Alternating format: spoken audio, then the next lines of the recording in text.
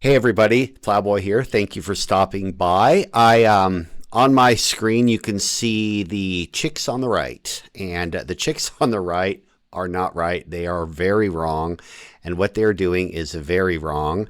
And they have a video up on how Candace got pranked bad, then doubled down hard. And I watched this whole video. It's completely nauseating. Let's break down the fallacies. Fallacy number one is the straw man. We see this all the time. It's basically misrepresenting someone's position, so it's easier to attack. And they use the quote. They say, she's close to cracking this case with the Egyptian planes. Now, if you've been following this, Candace has this Egyptian plane theory. Good for her. Run with it. But what they do is they turn Candace's question into a cartoon version so they can mock it, instead of actually looking at what she's trying to say with all these planes. And the scripture for this is Proverbs 18:13. To answer before listening is a folly and a shame. Indeed it is. All right, so fallacy number two is false attribution, and this is assigning meaning or intent that the person did not express. And they said his closest friends were in on the murder. And Candace was just saying, hey, I want to know why the decision was made. And the scripture to go with that is Proverbs 25:2. It is the glory of God to conceal a matter, and the glory of kings to search out a matter. So the Bible is constantly telling us to get the facts, get your facts straight. Fallacy number three. I don't even know if I can pronounce this one. Reductio ad absurdum, which is exaggerating someone's point to absurd extremes. So it's just being absurd. And the quote from the chicks is they had to sign off on a purchase order for murder. And what they do is they stretch her question into a ridiculous caricature so they can dismiss it. This is what they do. And the scripture to go with this is Ephesians 4:25. Speak truthfully to your neighbor. I know it's hard. It's hard to speak truthfully. All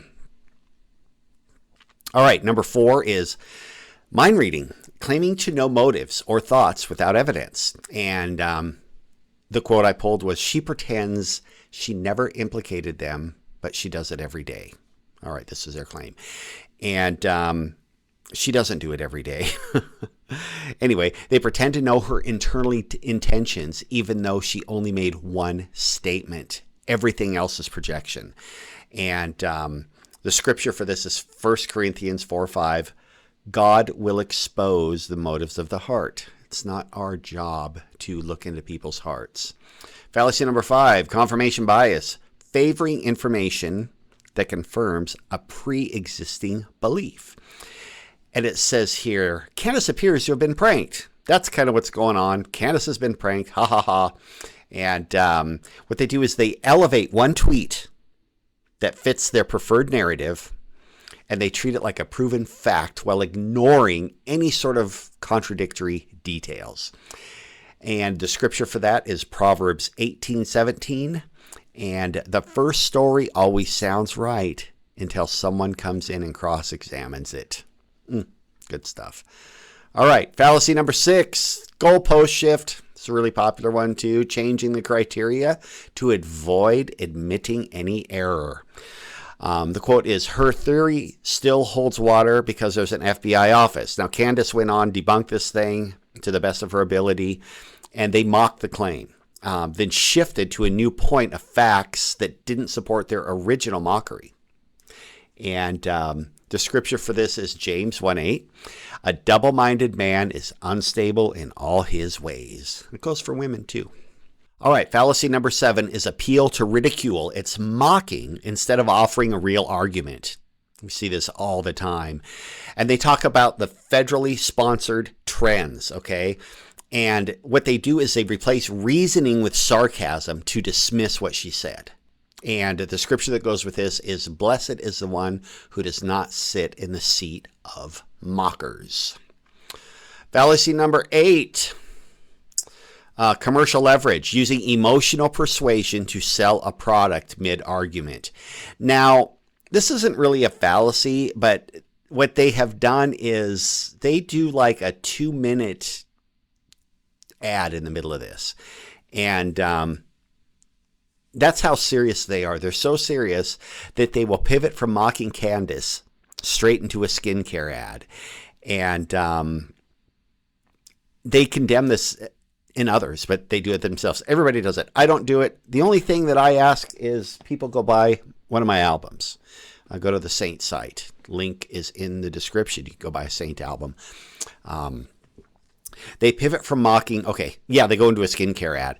And Matthew 21:12. Interesting. It's a Rush album.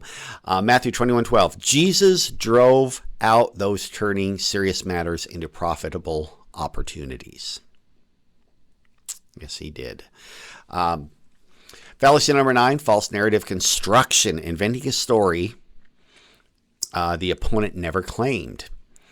And this one is probably the most offensive, and it's probably not the brightest thing for them to do, which is here's what her followers actually believe. And then they just go and list a bunch of absurd stuff. So if you listen to Candace, you believe X, Y, and Z, and it's just a bunch of absurdity.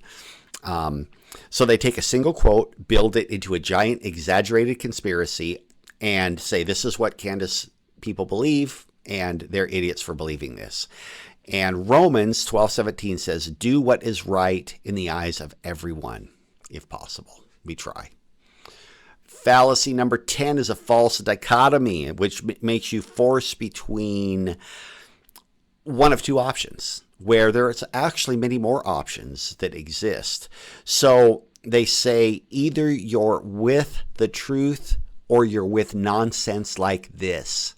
Now, them claiming to be the arbiters of truth, it's got to be a joke, because this whole thing that I saw was just two cackling hens just acting like fools. It was nauseating.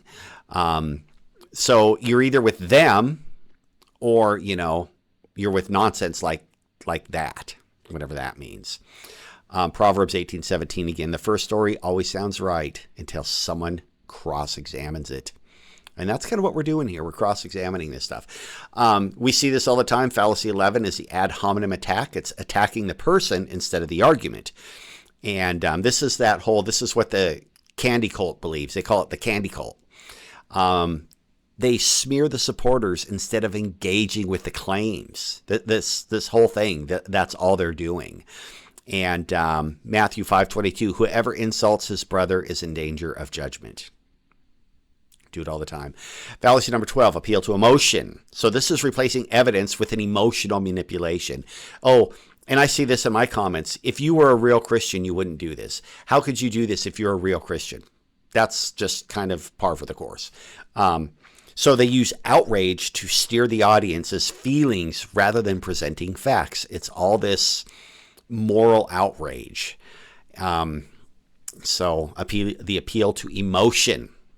Fallacy 13 is virtue signaling, and it's performing moral outrage to appear righteous.